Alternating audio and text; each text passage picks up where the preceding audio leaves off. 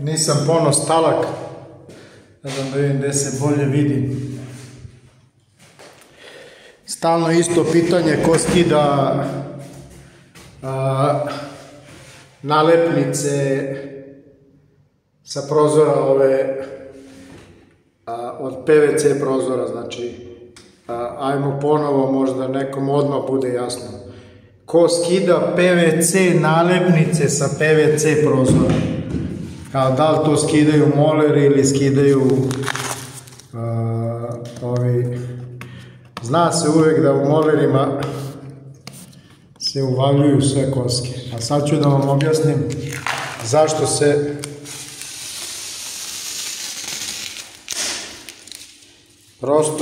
se skidaju i da to nama uopšte nije olakšanje, kao zato što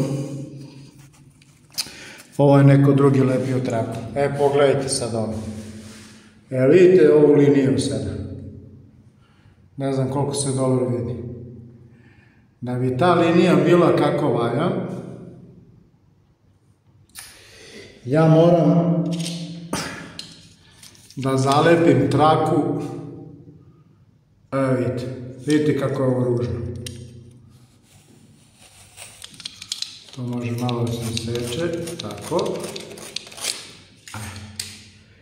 Ja tu opet, bez obzira na to što sam ja to lepo isekao, ja tu moram da zalepim na 1 milimetar do ovde, recimo, da zalepim traku i da to lepo izakrilišem, da to izgleda lepo. Prema tome, ko će, molerić? Ne.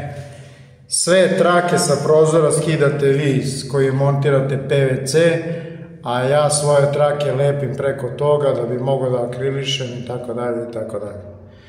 Eto, rešili smo još jednu enigmu, izvinjavam se ako ću nekog da naljutim i ako će neko da misli da to nije istina i da je u pravu, ali to jeste tako.